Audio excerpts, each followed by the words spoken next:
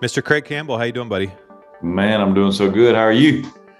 Man, I'm waiting for the spring weather to pass here in Oregon. It's just sideways raining. All the rivers are flooding, and we need the rain, but I'm kind of ready for summer personally. Now, you were telling me yesterday you're opening a business in your hometown. Yep, we're opening a coffee shop music venue. It's been a dream of mine for a while. Finally, last year was able to put that in motion, and we are officially opening on April the 30th. So coffee shop's called Grindstone Cowboy. Oh, I love that. And yeah, man, we're excited. Been a long time coming. A lot of big labor of love, but here we are, and we're excited. What's Tell me about it. So it's a music venue too?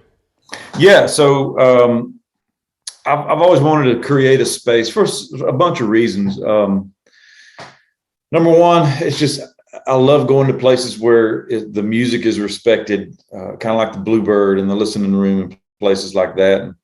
And I wanted to have a place like that for that singers and songwriters could come and just get that respect. A lot of times especially here in Nashville, if you go to a Nashville industry event, we've been around it for so long, and it's kind of just another event, so there's a lot of talking going on, and I want to have a space for singers and songwriters that they don't have to worry about that. They can sing, they can tell their stories. And the other side of it is both of my daughters are very talented, and I don't know how far they're going to go with music, but I wanted them to have a place that they didn't never have to ask permission, to get up and sing. Mm-hmm. It's their stage. They can do whatever they want, whenever they want. So I want to give them all the opportunities of being able to work on their craft, work on their songs, work on their singing, work on their playing, whatever it is. They have a stage with full production and whatever they want to do. So those are the two main reasons we wanted this to be a music venue as well. Yeah, a lot of people don't realize how important it is for singers and songwriters to have venues like that. The hardest thing for a singer and songwriter especially when they're first starting out is going and playing an open mic at a bar where no one gives a shit about you. It's like it just sucks the soul right out of you, man. And awful. Like you, especially early on when like you're so excited about these songs you've written, you think they're the greatest thing ever, even though they're probably not, and you want to share them, so it like breaks your heart. But these I remember the first time, Craig, I went to the Bluebird Cafe with my dad. It was the greatest musical experience I had ever had up to that point because of exactly what you're saying. Like for those that have never been there in Nashville, there's a place called the Bluebird. Probably seen the TV show. If not, check it out. But the point is like you have to be quiet. You can eat, you can drink, but there's rules. They'll run you out. They'll run you out of there. Yeah, and you actually listen to the lyrics. Go figure. You listen to the lyrics. You listen to the stories these people tell about the songs, and like, this person will get up on the mic, and you may have never seen them before, but they'll be like, I wrote this song for Garth Brooks, and here it is. It's called The River, or whatever. And you're like, holy crap, you wrote The River? And you listen to it, and it's the most amazing version of the song you've ever heard. It's incredible. And I've been to the listening room, and I've been to a few other places, but most people think of Nashville, they think of Broadway, right? And Broadway has its place. It's fun to go party on Broadway and listen to the bands are fantastic. But this is a totally different experience, right? That's what you're trying to create. Sounds like. 100%. I want it to be a destination. I want, when people come into Nashville, I want it to be on that list of things to do. We aren't on the beaten path, so it would be a day trip, and just up the road is a place called Arrington Vineyards. It's a vineyard that was started by Kix Brooks from Brooks and Dunn. And so, I mean, and I'm just thinking maybe if somebody could plan it right, you could hit Arrington and then hit us and then go a little bit further south and hit Jack Daniels and just make it a day thing, So that's what we want. But then at the same time, I want us to be known as, when we put on a show, it's going to be a really good show, no matter who it is. They know that we're going to put in some quality. You may or may not know who it is, but it's like they never have bad shows. So we're going to go no matter. It don't even matter if we've ever heard of these guys or not. So what's gonna be your cadence? Are you gonna try to do multiple shows a week? Are you gonna do what are you thinking? Starting out, we're only doing one a month. Okay. I got my first 3 shows booked. I'm pretty excited about it. And then, in between, I'll probably get together with some buddies and have some sort of, night of just getting together and playing cover songs just for fun, But, we got Kane Smith booked. Oh, wow. Cool. In June. I got Thompson Square booked in July, and then Mo Pitney in August. So it's shaping up really well. And then, look, I've never owned a venue. I've never owned a coffee shop. So it's going to be changing every day. But at the moment, I just want to slow roll into the whole music thing, because I don't want to overdo it. Yeah. Now you chose to do a coffee shop as opposed to like a brewery or a wine room or whatever. So will the shows be more like during the day, or are they still at night, or how's that going to work? No, we'll close. So the coffee shop will close at 4:00 or whatever. And then the shows, the doors open at 6 for the shows. So the shows will be ticketed. Gotcha. That's exciting, man. I love that. I'm sure you already know this because you're a well-traveled man, obviously, but out west here, it's almost impossible to find venues like that. Like there's just not very many of them, and it's really disappointing to someone who likes that.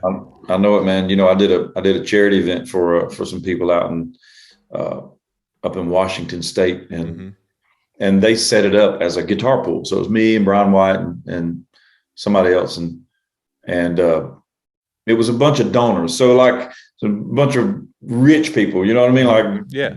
A room full of just, they are there because they are supporting the charity, not necessarily there to see the show.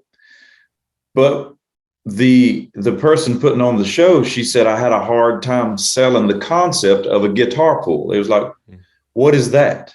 What does that even mean?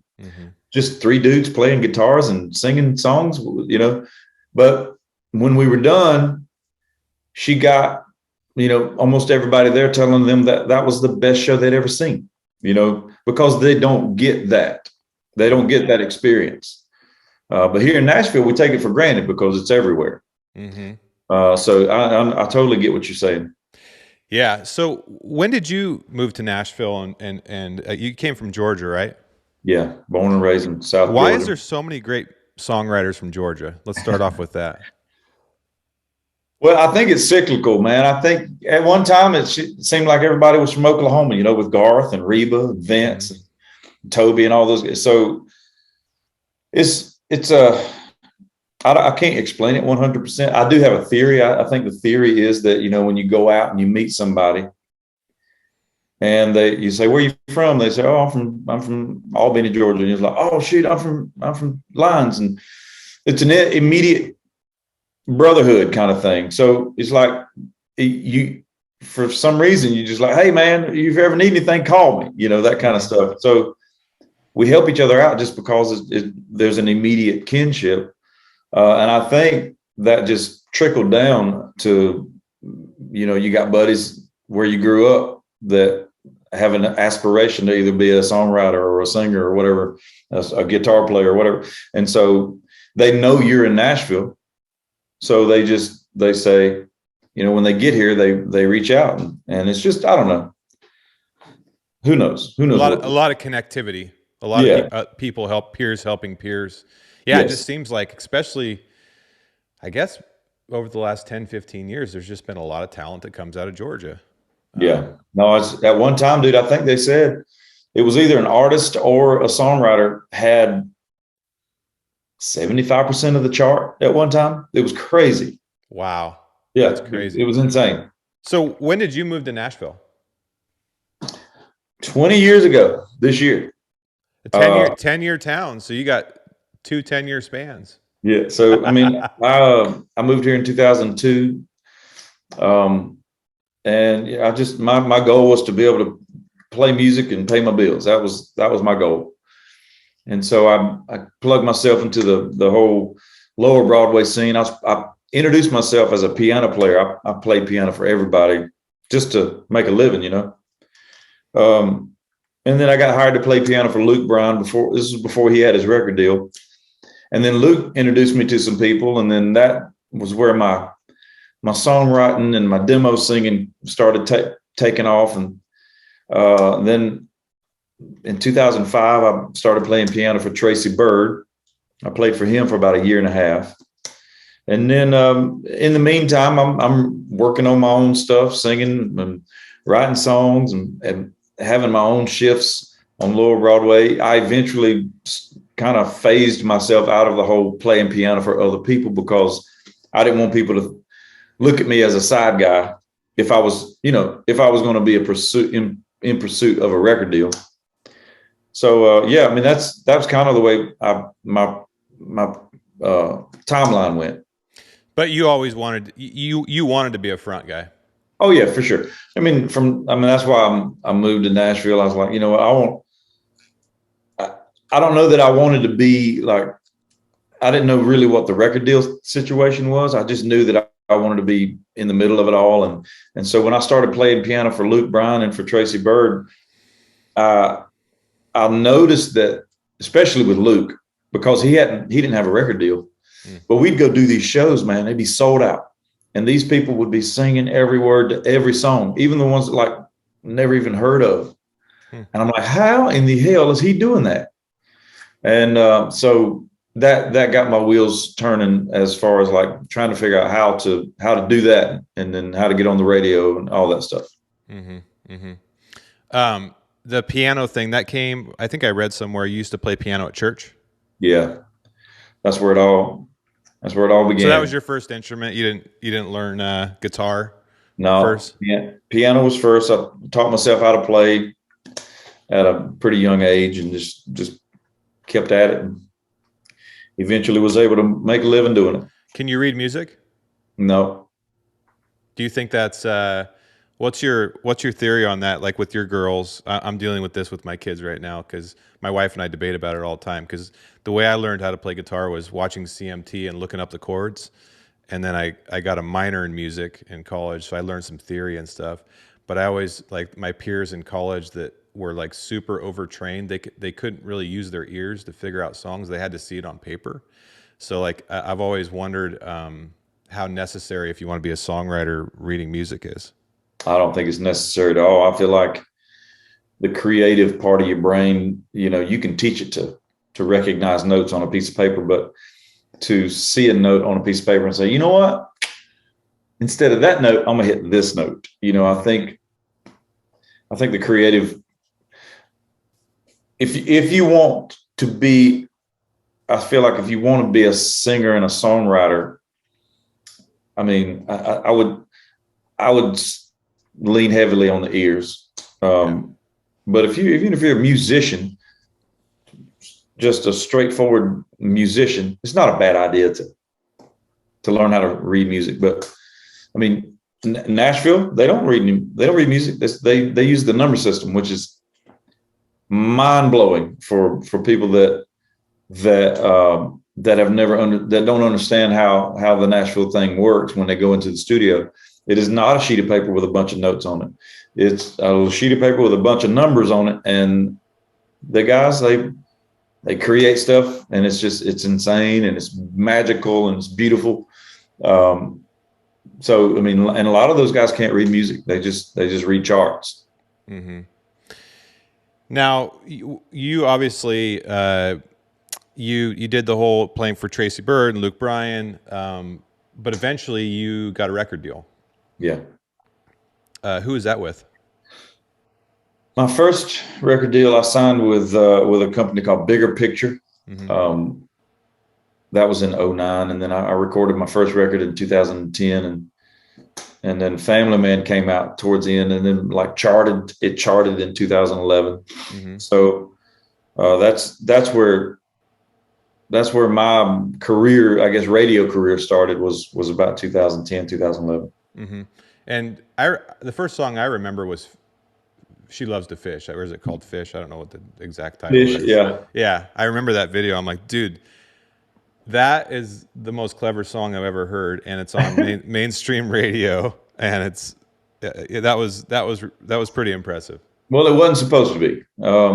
We when we wrote it at the most, I said this will be a great song to play live. I mean, that was, and it was, and it's so much so that when we would get done with shows, people would reach out to me on social media and they're like, and this was before the record came out. People were just, man, where can we get this Fish song? Where we got to get my hand, I got to play it. I got to put it in my. And so we were like, well, seems like there's some enthusiasm around this song, so we might as well, give the people what they want, Right. So that's Yeah. kind of how that came about. But Family Man was kind of your coming out, and for lack of better words, in Yeah. terms of Family Man was the first one. Family Man was, I think, a great first song for me. Like, who am I? And this is my introduction to the country music world. What do I want them to know about me? And that was it. That was perfect. It was a perfect song to be the first one. Mm-hmm. How did you deal with the fear and the I mean, Nashville is a brutal town, right? At least I've never lived there. I travel there pretty frequently, but from what I hear, obviously, if you're going all in on the music thing, you're gonna get your heart broke a lot. How did you deal with that? Honestly, I didn't. I told you earlier how I was just, all I wanted to do was move to Nashville and make a living. It didn't matter to me like what happened. I mean, as far as record deals were concerned at the time, I just wanted to be able to be here, play music, and pay my bills. I am successful if I can do that. And so I always kept that, even on Lower Broadway. I never was on Lower Broadway to get famous. I just loved it, man. And I do remember waking up one morning thinking, holy shit, I have got to go downtown and play. And I was just dreading it. And I said, man, why am I feeling this way? I shouldn't feel this way. But I was just overloaded, man. I was playing 6 nights a week. Mm. And so I just started scaling back. But yeah, I mean, like, as far as the town rejecting me, I never really got hardcore rejected. It was always like, man, you're good. You still got a lot of work to do. And that's the case now. It's always going to be a lot of work to do. There's a lot of luck involved, man. It's a lot of luck, a lot of money. You got to have somebody that's got a lot of money, and you got to have a champion. You got to have somebody that believes in you no matter what, and that can make decisions. And fortunately for me, I met a guy, and he was that guy.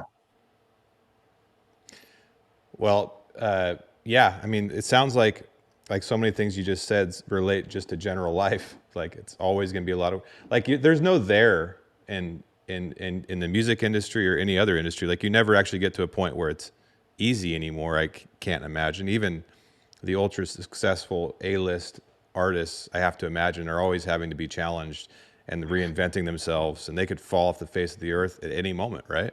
100%. And sometimes I'll get frustrated, but then I'm quickly reminded that, no matter where you are in your career, there's always something that you want that you can't get, or you haven't gotten it yet. And there's always going to be a frustration as to why can't I get to this level?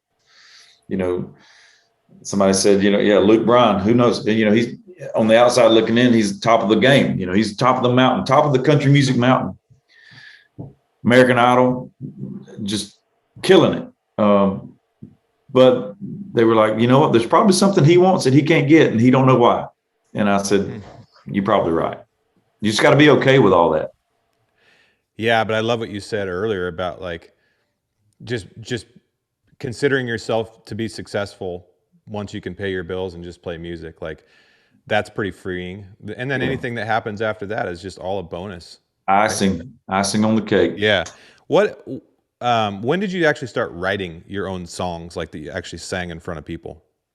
When I was out with Luke, I was picking his brain one night. And I just said, man, what do I need to be doing right now? You know, because I knew he was on the edge of signing his record deal, and he was getting real close. And I said, man, what do I need to be doing? You know?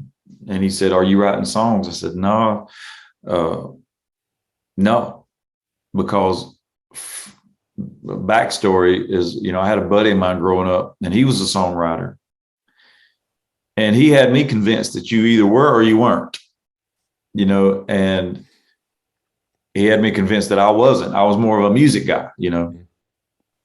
And after I got to Nashville, and then Luke telling me, you need to be writing songs.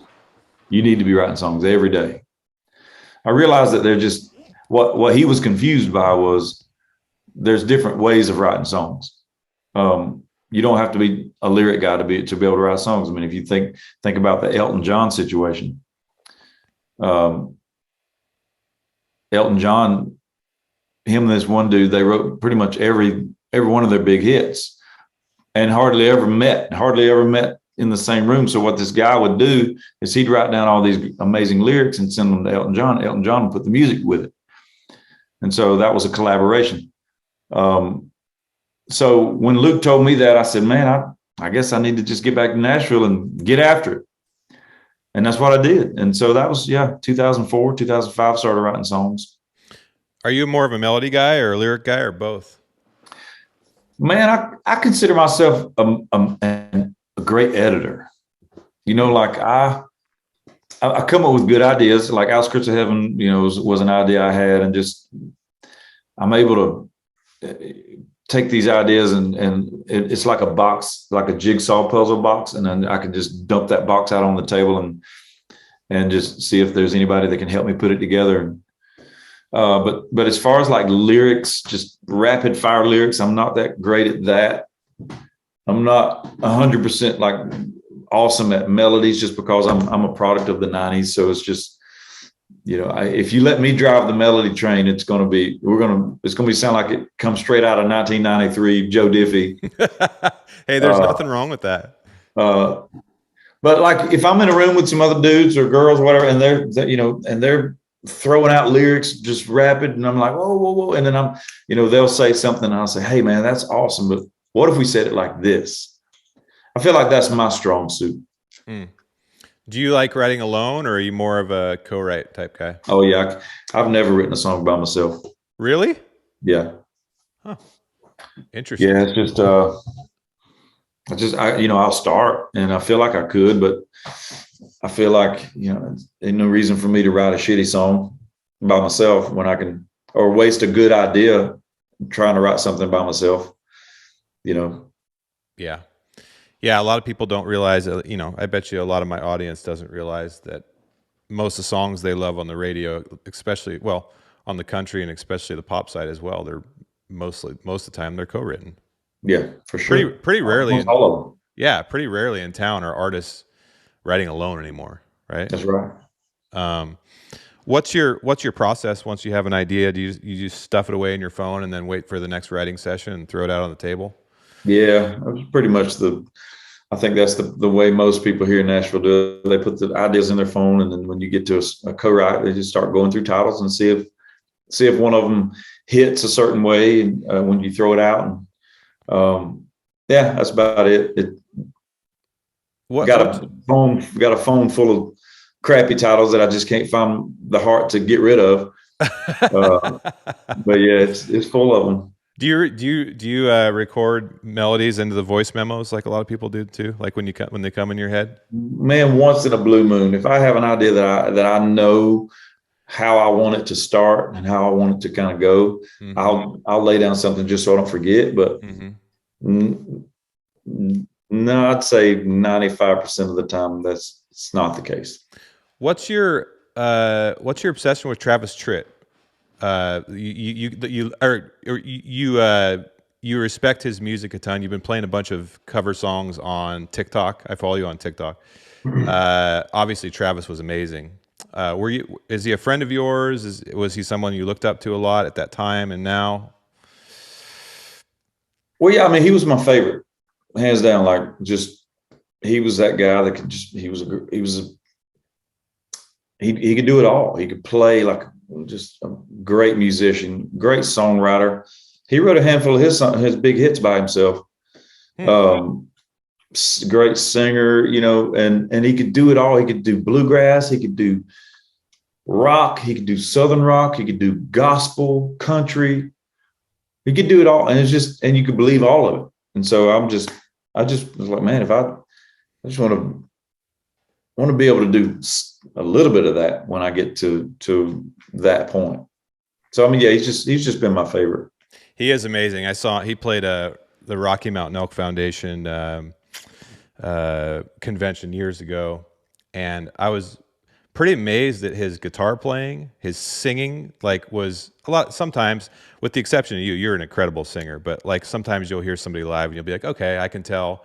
They sound good, but there's a lot of work in the studio. But he was one of these like, whoa, the guy Yeah, can sing. Wow. And his yeah, guitar playing, also, he's one of those guys when you hear him play one of his songs acoustically, like I can immediately tell it's him playing. Like he's got this style. He's got this style with the things he does yeah. that is very, I don't, at least to my ear, is pretty unique. Unique to Travis, yeah, for sure. Yeah, yeah. Um, you also were a big fan of Randy Travis, I read, and it shines through and your stuff, which obviously he's amazing. Your new song that just came out, can you tell us a little bit about that? Yeah, I mean, by God, I guess was we actually wrote that song in 2020 at the December 2020. There's a lot of songwriters that still didn't want to get face to face and write songs, so we did a lot of songwriting over Zoom call like this. It wasn't ideal, but I actually ended up writing a bunch of good songs that on Zoom throughout the last 2 years. But it was just your normal co-write. I got on the Zoom call and Jordan, he was like, dude, I got a great idea. And I said, hit me with it. And he just said, by God. And I said, that's what we're going to write. We're going to write by God, because I say by God all the time. Yeah.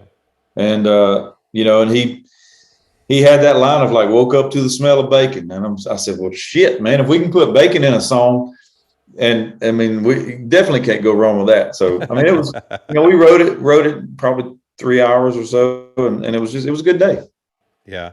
And it's a fantastic song for all those people listening. You should go listen to it for sure. But your song, Outskirts of Heaven, man, that thing, not only was it amazing when it was released, but it also got a bunch of life kind of put back into it in the last few months on TikTok with Warren putting out the cover of it. And everybody was using it in their outdoor video. I loved it. It was. I mean, if there was a video of some sort of awesome scenery, they tagged it with Outskirts of Heaven, and I'm like, this is awesome. And then I got this other cat. He just recorded a version of it. Name's Matt Schuster. He sang the fire out of it too. So it's awesome to see that song kind of just come back to life and how much people love it and which I wrote it, yeah, but at the same time I do think it's a really good song and I'm proud of it. Now you're an outdoorsman. Do you hunt? Yeah, of course I do. Yeah, just got back from South Georgia turkey hunting, but we got blanked. Uh-oh. Yeah. That's one thing I've never done is the Eastern turkey thing. Yeah, we heard of a couple of turkeys, but man, it just couldn't get them to get close enough. Yeah, well, it's hard, right? Those birds out. See, our birds out here. Like I almost went this morning. I didn't have enough time, but our turkeys in Oregon are pretty dumb because they don't get, at least where I live, they don't get hunted very often. So you can actually spot and stalk them with a bow, which is pretty. I mean, you tell me out east that'd be almost next to impossible, right? Well, it's crazy, man. It's like the hunting process is like, golly, it's tough.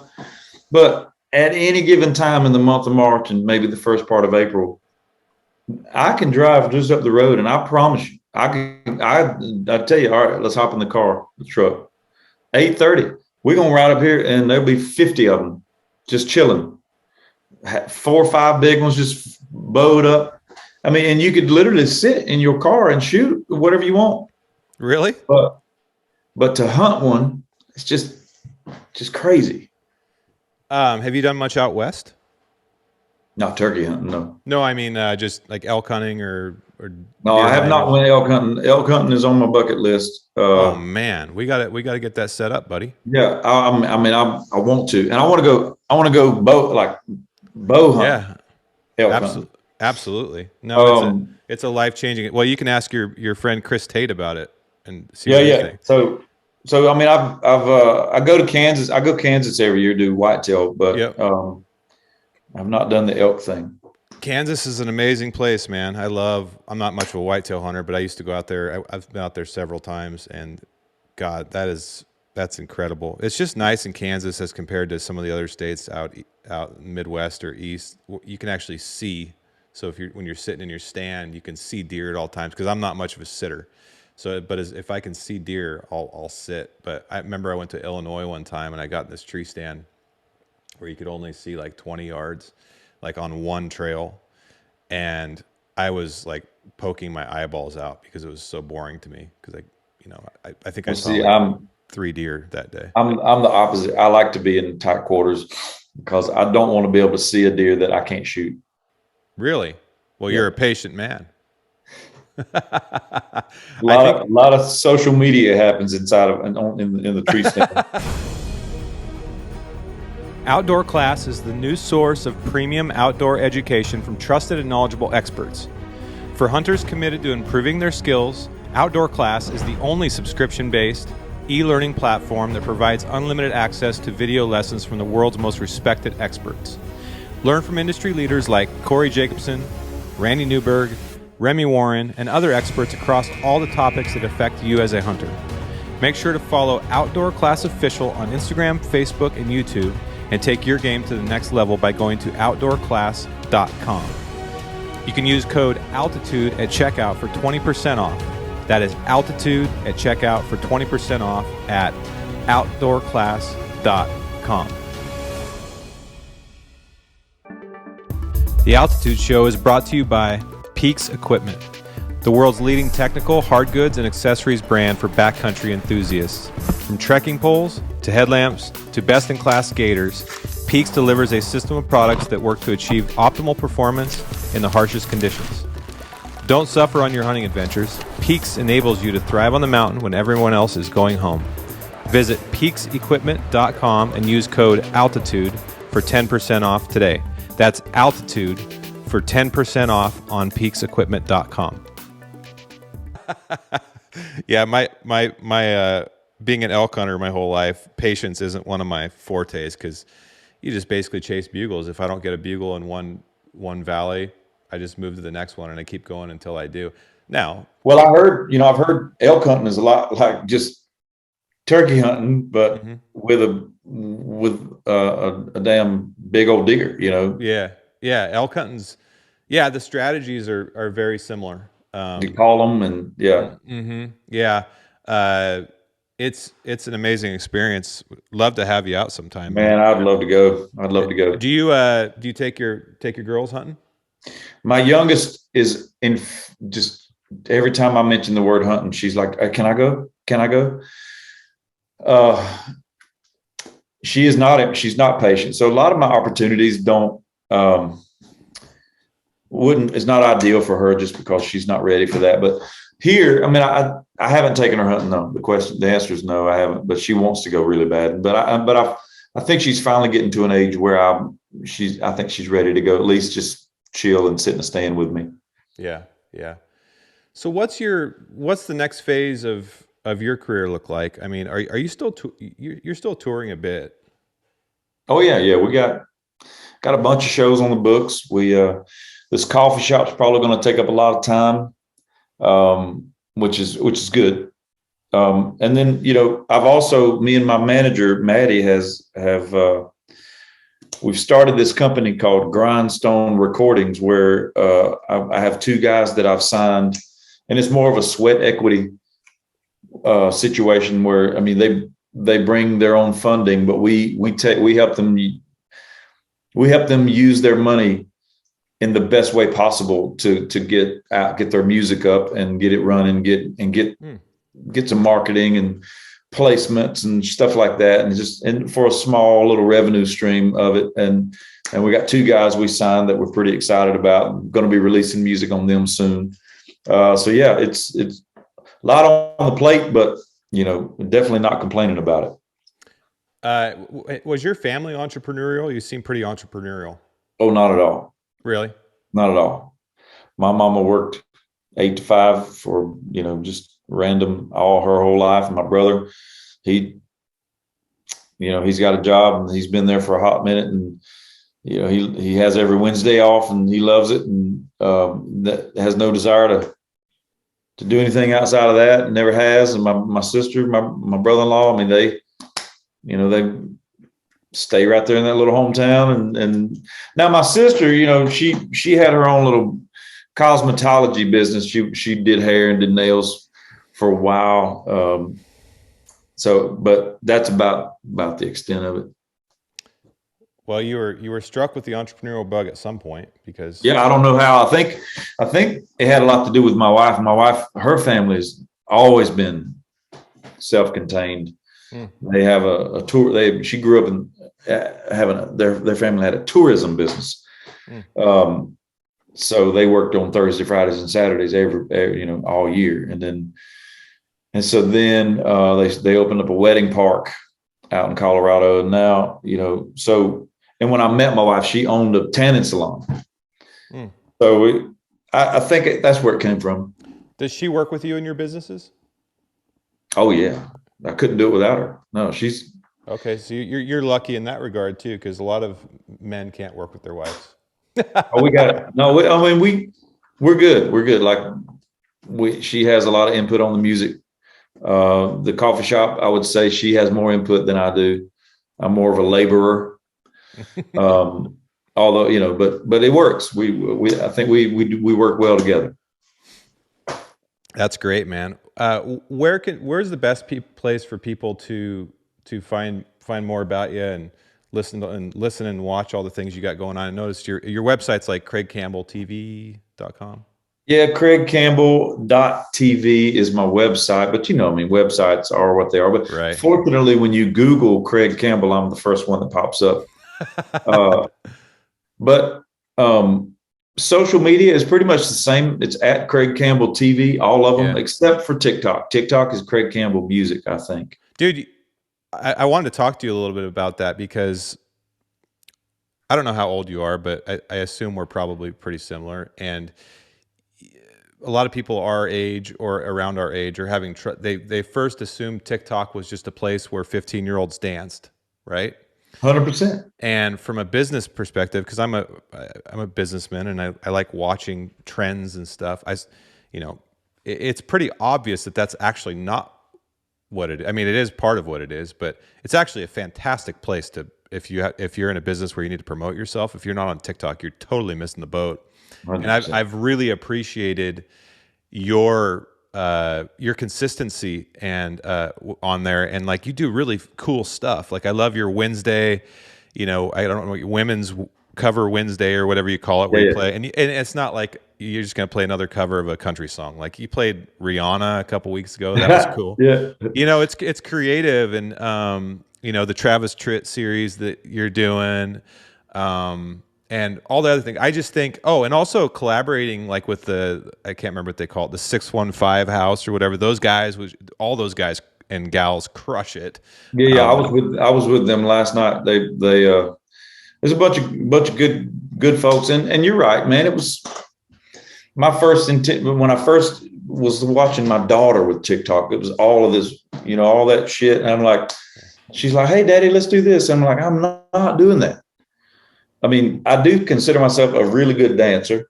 I mean, I do. I mean, but I just, it's 15 seconds of right. Or 30, it's like, it just looks dumb. So I stayed away from it for a hot minute. And then my manager, she's like, we got to do it. I said, well, I'm not dancing.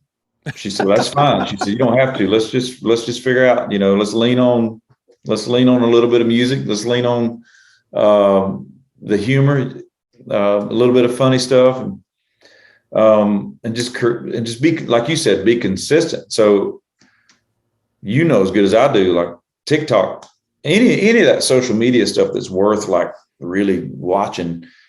It takes time, man. It takes a lot of time to put all those videos together. And I even told Maddie, I said, I don't have that time, dude. I said, so she said, here's what we're going to do. We're going to hire a couple of guys to come to your house once a week. And we are going to capture 7 videos every week. We're going to let them, and they're all my ideas. We collectively come up with the ideas, but they are in charge of basically the heavy lifting of capturing the content, editing it, and sending it back to us. And it's the best thing I've ever done for social media content. Well, and it was really, it's really cool of you to support those young up and comers. I follow all those people on there too, but also it's just, you have to do that, man. One of the things I've noticed at being a businessman, that also one of my hobbies is writing music and playing music, and I come down there and record and stuff. One of the things I've noticed about musicians is oftentimes, because of the sacrifice they had to make to go all in on it, they didn't learn a lot about business or promoting themselves. So I've appreciated watching you have a sense for how to stay out there and take chances and collaborate with people that are doing a little bit differently. I think if you want to die in any career, if you want your career to kind of plummet, it's when you don't ever change and take advantage of, you got to be, not saying you got to dance, but even some people do that too. I'm not saying. You got to, I mean, yeah. For instance, Walker Hayes. I mean, he figured it out, and obviously, "Fancy Like" is just a big hit song. But he did all that. His record label didn't do that. He did that on his TikTok, and once the TikTok popped, then his record label was like, "Oh, okay, well let's do more of that. Yeah, let's go with it." Yeah. And, he is an incredible example. You're right. I totally forgot about him. Yeah. I love the fact that he involves his family in everything. Yeah. For those that don't follow him, Walker Hayes, he has a lot of cool, great songs, but he tours with his family, and his daughter and his daughter and his sons. They do these dances with him to his songs, and the one "Fancy Like" went viral, and everybody's doing it. And there might be those out, and I was going to ask you about this too. What about you at your roots are very country, like you said. If you had your choice, every melody would sound like 1993. Yeah. What is country music? And there's always this sort of debate around, this, what's on the radio these days ain't country. And actually I think that's been happening for forever, because I remember that happening in the 90s. I remember it happening every year, like the new artists are bashed, saying, people say they're not country. What's your sort of position on that? I mean, it's, I think a lot of people that bash the whole "with that ain't country" is just, they're just, I don't know. I'm not mad at people that do music their certain way. Now, don't get me wrong. Sometimes I'll hear a song and I'm like, there is no reason that song should be on a country station. But at the same time, I feel like country music is just a great spot for just good songs and good lyrics and stories, and that a lot of pop music doesn't have. I listened to a song the other day that my daughter was playing, and after I really dug in, I was like, first of all, don't ever play that song again. Second of all, do you even know what she's saying? I said, because it didn't make sense, but she was just using bad words. And I will say that the country music genre is very undefined. And I don't know what it would take to define it. Does that make sense? Yeah, that's kind of Like the lines are blurry. Like it, mm-hmm. you and that's why you see a handful of, or a good number of songs they'll cross over, and you'll never even know it. Mm-hmm. You'll never know what station you're listening to, which is kind of sad. Mm-hmm. If you don't know if you're listening to a country station or a pop station, I feel like you should be able to do that. Yeah. So that's what I mean by that. It's like there's no definition Right. of the for the genre as a whole, because Right. we're very welcoming as a genre. Is like, yeah, come on over here. You didn't make it in pop music, that's fine. We'll take you. You know, it's now that part of it's frustrating, but yeah, I Right. mean, I don't know how you would change it. Right. It is as someone who pays attention to songwriting. I listen to all kinds of music from rap to pop to classical to country, but if you really pay attention to the songwriting aspect, it seems like when I listen to a pop station, what I like about it is they have the melodies are just catchy and really fun and stuff. Yeah, The lyrics most of the time, with a few exceptions, kind of suck. It's just like filler words over for like a sure. cool melody. But then you dig on the countryside, like a good country song to me. I mean, shoot, it could just have E and A in it, just a couple chords. But damn, if the lyrics are right, it can make you cry. Uh, Not saying that country artists don't write great melodies too. That's not what I'm saying. But it seems like to me, that's how I kind of define it. A great pop song, as long as it's got a good beat and like a cool melody, I'm good with it. That's what it's for. But when I want to listen to country music, I want some lyrics that I can kind of dive into and like really visualize and feel something. You know what I Yeah. mean? I agree with you 100%, and that's what you get. Mm-hmm. Mm-hmm. Yeah, I mean, you got my daughter. My daughter doesn't like country music at all, and but she does love good songs. Like, she pays attention to lyrics. It's something I didn't do as a kid, as at her age. Mm. So it's she likes good songs, but she don't like country music. It's weird. My wife hates country music, so I Yeah. get it. I get it. What's the biggest threat to your profession right now? Like legislation. I know there's been a lot of legislation over the last several years with songwriting and paying songwriters and stuff like that. Is there anything that you work on there that you're concerned about that people should be aware of? Well, no doubt that Spotify and all the DSPs, they are operating under a very old law that they found a way to, the loophole of not paying what they should. Obviously, Spotify and I say Spotify, I shouldn't single Spotify out. All the DSPs, they wouldn't have they wouldn't have anything if it wasn't for the songs or for the product. Mm-hmm. And I think they need to pay for the product, what it's worth. And I feel like they have figured out a way, and hopefully it's going to change. And we've got some people working on it, but man, it's those big DSPs. They got big pockets, and they can pay lobbyists, and they can just get it all swept under the rug, and it's frustrating. It's a beautiful thing. The DSPs being able to just be an artist, be a singer, record music, and just upload it all by yourself. You don't even need no help. That's a beautiful thing. But what that does is just flood the market. I heard like the other day some crazy number, like 16,000 songs a day get uploaded on DSPs a day. And so you gotta navigate through all that and figure out how to stand out. It's a challenge. Are you independent right now? 100%, and I love it. I was going to ask you. So tell me about that. What do you love about it? I love not having to ask permission to do anything. I love being able to do whatever I want, when I want it, and how I want it. Do you have And Do you have a publisher? me, Love it. I love this.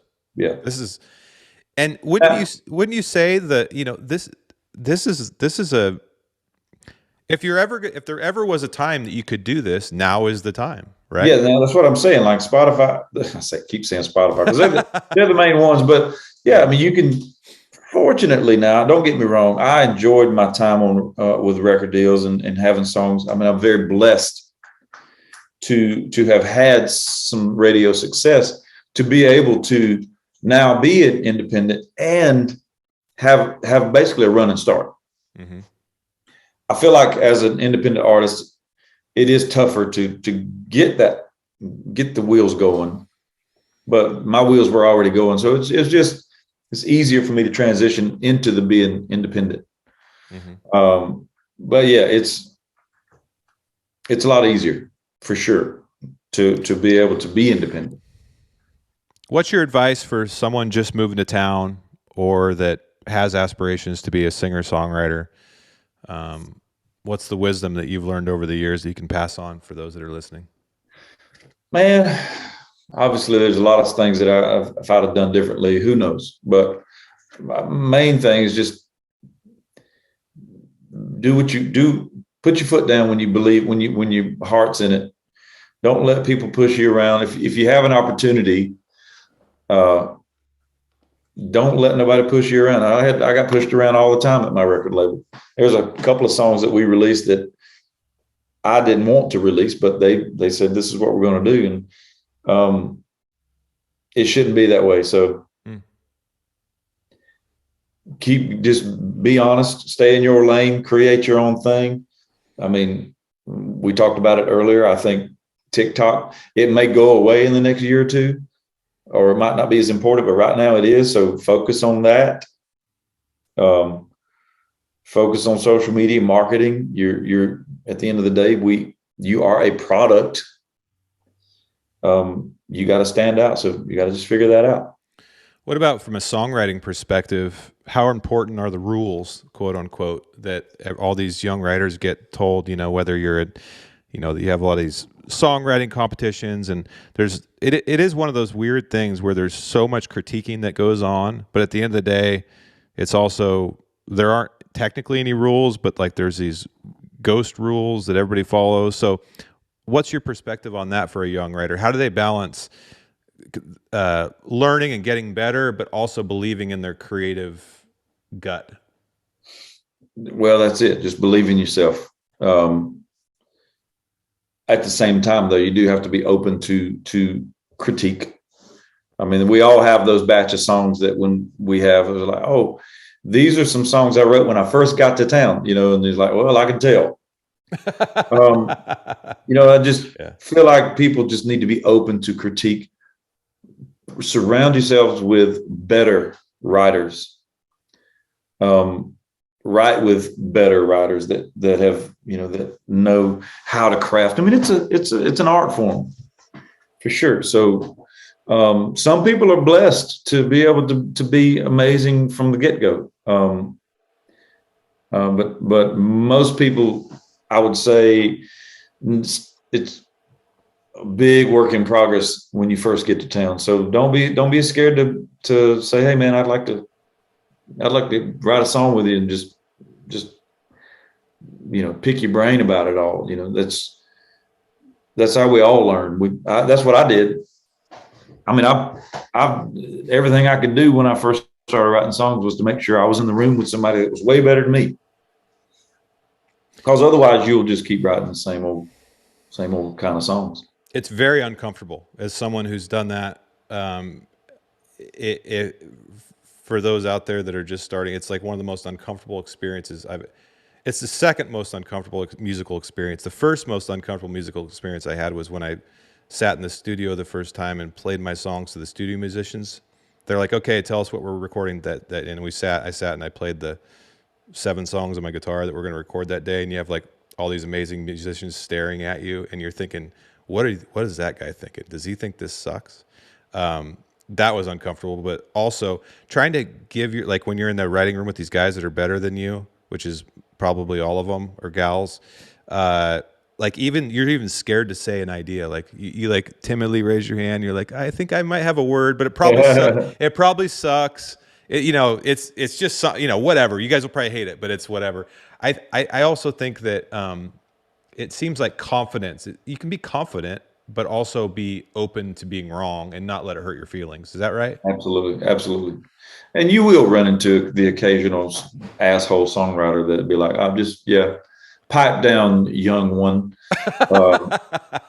But for the most part, most songwriters know who they're in the room with. So if they reckon, he ain't been doing this very long. Yeah. Let's ease up a let's bit. let's be the big brother. That's kind of what it all comes down to. Mm-hmm. And 98% of our all songwriters I know would be that big brother or big sister.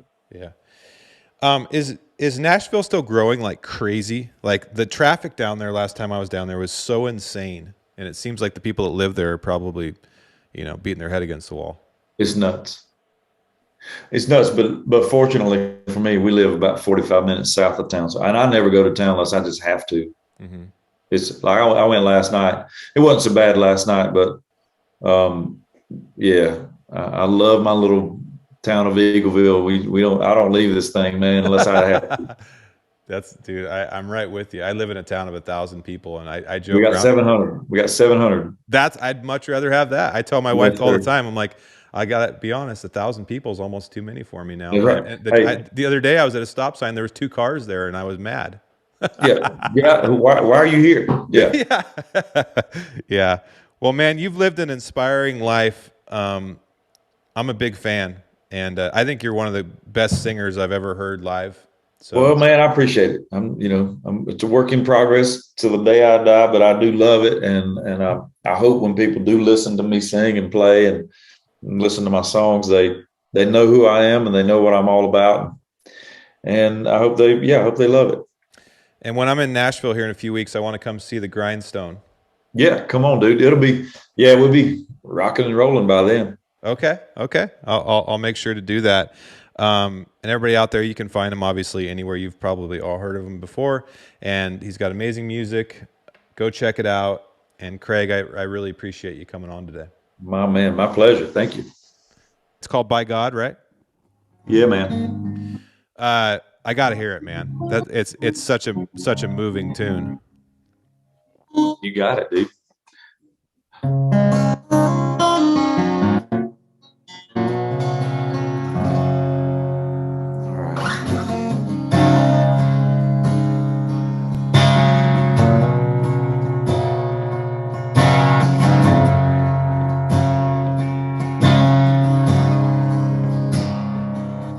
Woke up to the smell of bacon, through the curtain saw the sun breaking, opened them up to the sky being painted by God.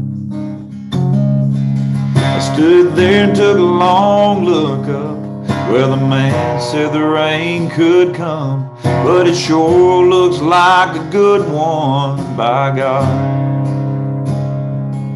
It sure looks like a good one. With just a bunch of Monday to Friday working, raising hell on Saturday and Sunday churching. I need a last amen by 1:45, cause kickoff's at 12 o'clock. Just a back road riding, riverbank sitting, porch flag flying, cold beer sipping. That's just life when you're small town living, doing all right with all you've been given by God. Oh.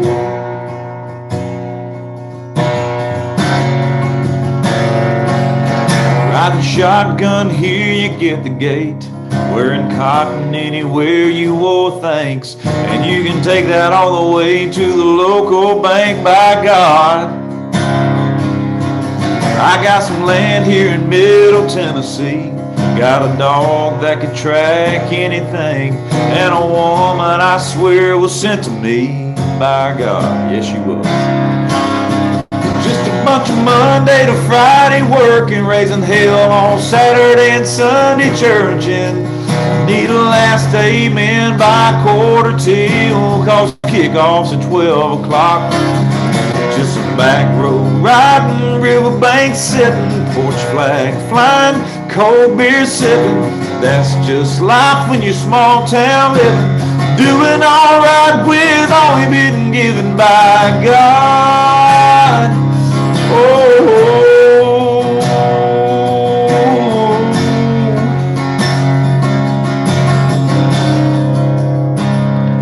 yeah, I keep my King James in the King Ranch, knees down, head bowed to count all my blessings. 'Cause Mama told me the only way I was gonna get to heaven was by God. Yeah, amen. With just a bunch of Monday to Friday working, raising hell on Saturday and Sunday church, and we need a last amen by 1:45, 'cause kickoff's at 12 o'clock. Just some back road riding, riverbank sitting, porch flag flying, cold beer sipping. That's just life when you're small town living, doing all right with all you've been given by God. You cannot get an amen.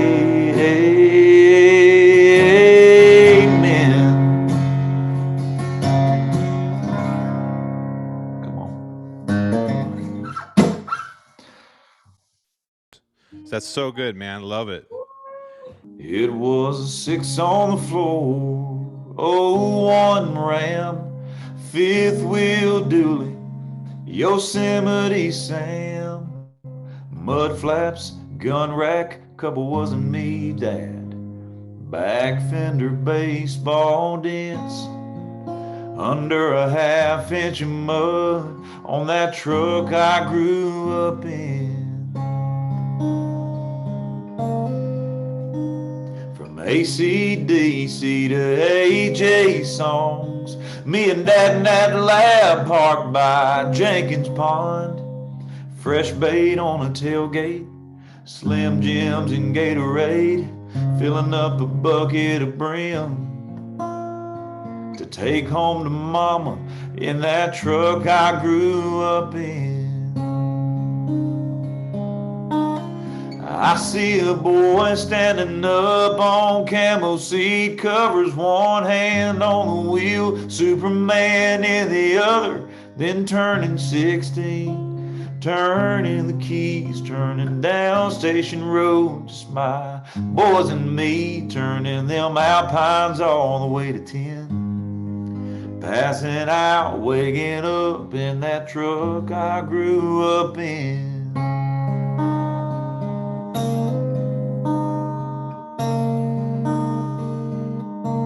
Now I've got review memories of adolescent years, first kiss, first ticket, first of a bunch of beers, breakups and makeups, hunting trips and spit cups. Wish I could take one more spin and leave a trail of dust in that truck I grew up in. Be that boy standing up on camo seat covers, one hand on the wheel, Hot Wheel in the other, then turning 18, turning the keys, turning down Station Road, just my girl and me, turning that boy I was into a man. Lot of life, lot of love in that truck I grew up in. Yeah. Wish I could go back to 16 again. I'd turn them Alpines all the way to 10. Take one more trip around the sun in that truck I grew up in.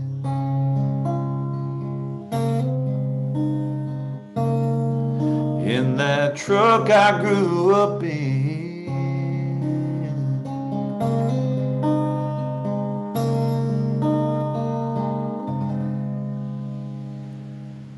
I don't think I've ever heard that song. That's my favorite song that I've heard you play, man. No, that's a new one. Oh, it is? Yep. Dude, that song is rad. That Right on, that man. was that was that was wow. I Thank you, appreciate dude. it. Yeah, I wrote Appreciate that. it. He's a guy. He's an artist as well. His name's Styles Howery. You talking about a damn?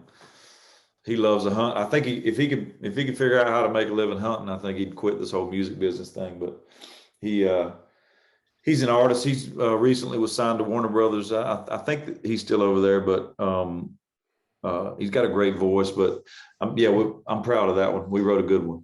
Whole is that recorded? No, not yet. Oh man, you have to let me know when that comes out. You got it. Uh, well, I appreciate it. Thank you so much, man. Right on, dude. See you later, everybody.